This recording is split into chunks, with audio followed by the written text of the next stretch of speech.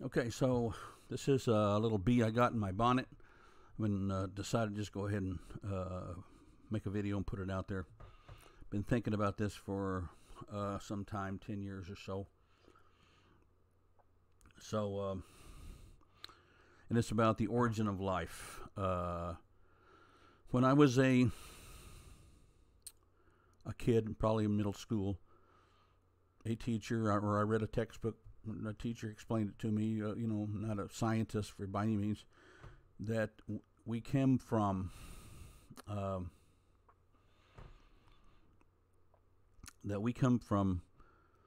life, or originated in some kind of primordial ooze, and it was put forth to me. It was kind of like some kind of a chemical reaction that happened amongst the somehow as elements that were primitive elements. And from these elements, life was generated. And from that one event, amoebas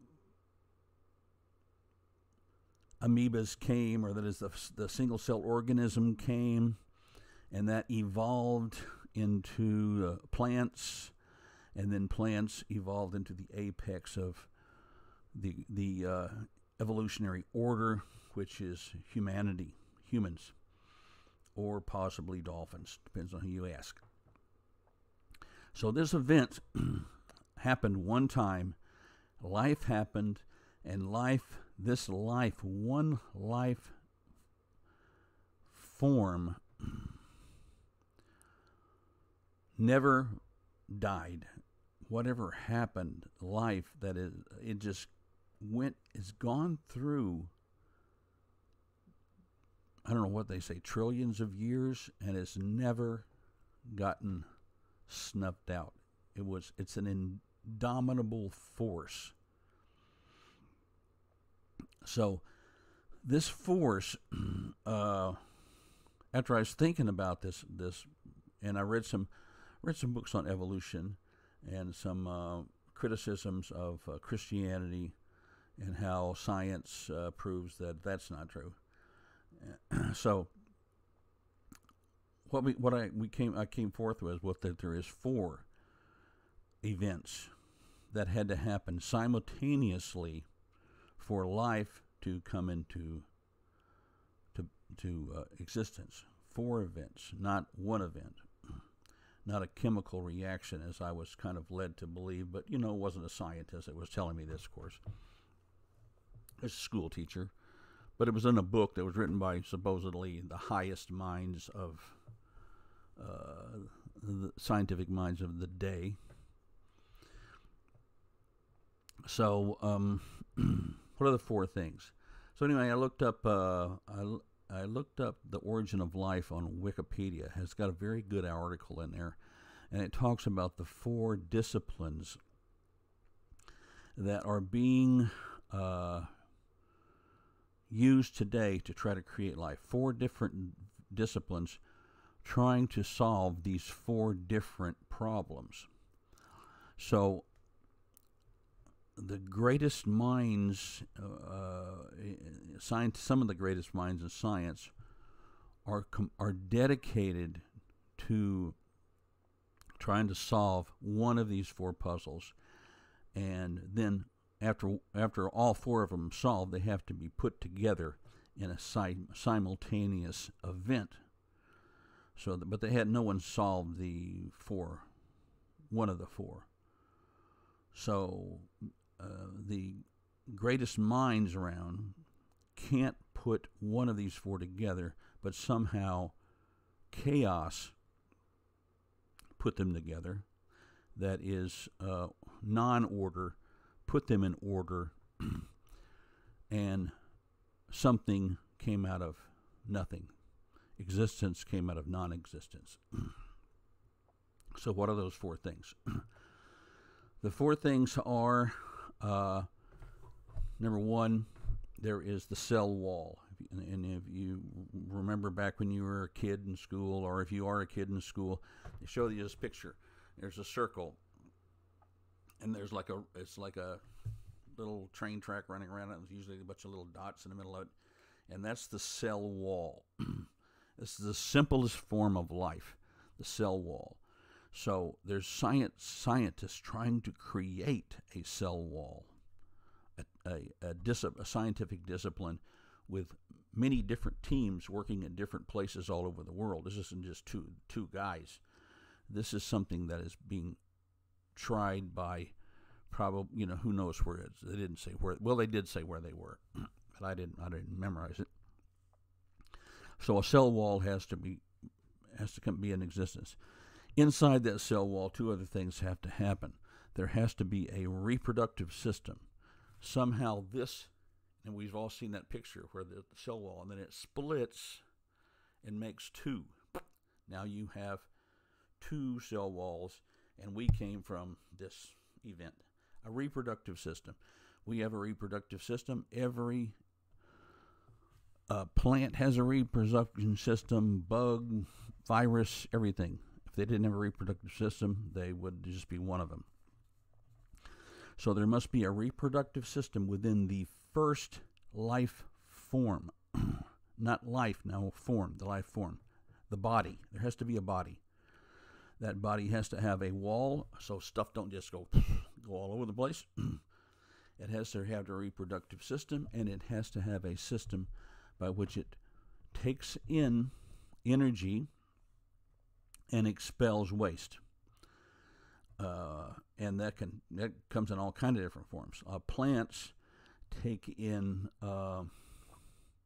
carbon monoxide and they put forth oxygen. That's their waste matter. We take in oxygen and put forth carbon monoxide. That's our waste matter. So, and then of course we have other waste matters. But everything's got to have a system, all right? A energy system of taking in energy and expelling waste. If you don't take in energy, you cannot reproduce. If you do not expel waste, your body will die, period. So these three things have to happen. And then, well, they have to happen simultaneously. And the other simultaneous thing that happens to happen is a zap, what we would say is life. Now, we see bodies all over the place. They can get all kinds of microorganisms. And what the zappers are trying to do now, the other discipline is the zappers. They're trying to reanimate life forms that are not alive. That is just the form, the body. Like Frankenstein, you got a body. That's the easy way to do it. You got a body and you zap it somehow, and now it's alive. Well, you can't zap nothing without a body. So these other three disciplines are trying to create a body separately, and then somehow after they got their part figured out, put all that body together in a unit, and then this unit has to be zapped. So the zappers are trying to zap bodies, and they can't do it. They haven't figured it out. So there's three different, I think there was four, but one of them I didn't know, I can't remember, I don't even know what it meant. I'm not a scientist. I'm just talking about the practicality of it. One is trying to use electricity, like Frankenstein. You get a body, zap it. I mean, it's a thing in nature that has got power, so they're trying to find a way to reanimate bodies or animate bodies through electricity. The other one is some sort of a nuclear energy sort of a deal, like gamma rays, or, hit them with something that would which we got with the Hulk. Something that's going to zap. They're looking for a power source that's going to zap it. And the other one is, that I know of, is a chemical reaction. So they're trying to put all kinds of different chemicals together that's going to cause a reaction that's going to animate a body that they don't have. So you've got four disciplines that they're working on, that no one has got. They've got trillion you get is not a problem getting a body, a one-celled organism, and then having it die and then trying to zap it back into life. That's not a problem at all, as far as finding something to animate.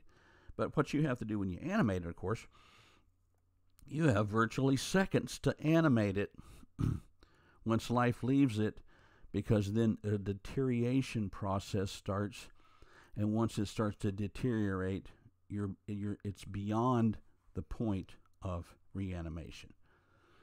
Now, you got the resurrection of Lazarus. Hey, they said, hey, his sister said, he'd been dead 4 days. Forget about it. You can't raise that guy from the dead. He stinks. That is, his body had degenerated to the point of, they'd seen him, if you believe the Bible, which of course I do, that he'd raise a couple of people from the dead that were sick. And they were just like, okay, I'm dead. Now I'm alive. Cool. Life created them, because Christ is God, and that is where the source of life, if you believe in Christianity, which obviously I do. But so you can't do that to Lazarus, because he stinketh. That is, he's rotten. So we just know that. I mean, a body, once a body is past dead to a certain point, the doctors will go, give me a time. It's 12:04. This body's dead. There's no chance to reanimate this body. It's deteriorated beyond the point of the possibility of reanimation, or bringing the life, making the body more animated. So these are the 4 problems, and they haven't been solved, and they were supposed to have been solved they all happen simultaneously for life to start. When life started, according to evolution, all 4 of these things there had to be a body there in this primordial ooze that had at least these 3 elements in it: a body wall, a reproductive system, and a system of creating energy. That had to be there, and it had to be there within probably milliseconds before it got zapped by the energy source that's going to animate it. Because everything has to come from a natural source. So scientists have been working on this for many years. And actually, they've been working on it for thousands of years. Because if you know anything about Chinese history, which a lot of us don't, the very first emperor of China, the first thing he told his scientists to do was, I want to live forever. Make something out of the elements. So that's where you get all of this. This is why Chinese medicine is so intricate, and it's all mixing this powder with this powder and that powder with that powder, and looking for the perfect blend of elements. And this is where you get the whole idea really of yin and yang, the perfect blend of elements. That's what their scientists worked on for thousands of years, trying to create so they could reanimate, keep the body of the emperor animated, which they failed. But they put a lot of work into it. And scientists today are putting a lot of work into it.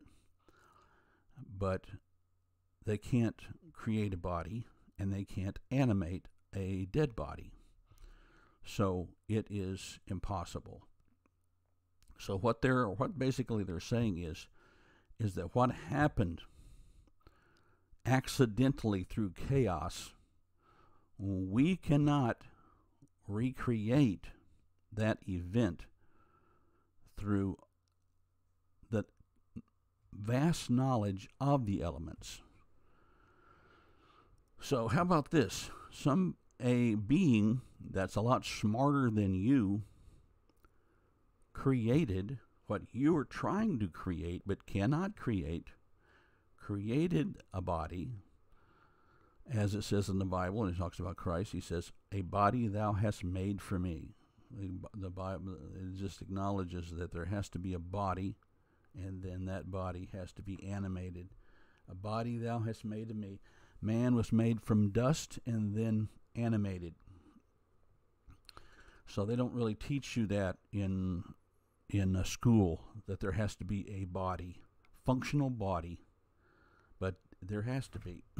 So I think it's more reasonable to believe that a being that is vastly superior to a bunch of what they would say monkeys, and actually is the funny thing that Darwin said, why would you trust the intellect of something that evolved from a monkey? Why would you trust it? That's the source. Your source material of your brain is a monkey. Okay, I'm going to put all my chips into that. So the monkey brain or the dolphin brain, whatever kind of brain you want to use, can't do it. It ain't going to work. Hasn't worked. But what they believe is that all of these things came together scientifically, poofed, all at the same instant in a point of time, and that happened one time. It never happened again. So how do we account for that? It's inexplicable. So I would say that that God, who is a being much superior in intellect and power than we are, just did it. And that we, who are very inferior to in intellect to you got to say, though, I mean, we believe in aliens that are smarter than us. A lot of people do, but not God. Can't be anybody that much smarter than us. Only a bunch of aliens could be smarter than us. But there couldn't be like a super being that could be really, really, really, really, really smarter than us that could just make all this stuff. No, that couldn't happen. So anyway, that's just my thoughts on it, and that's why evolution is impossible.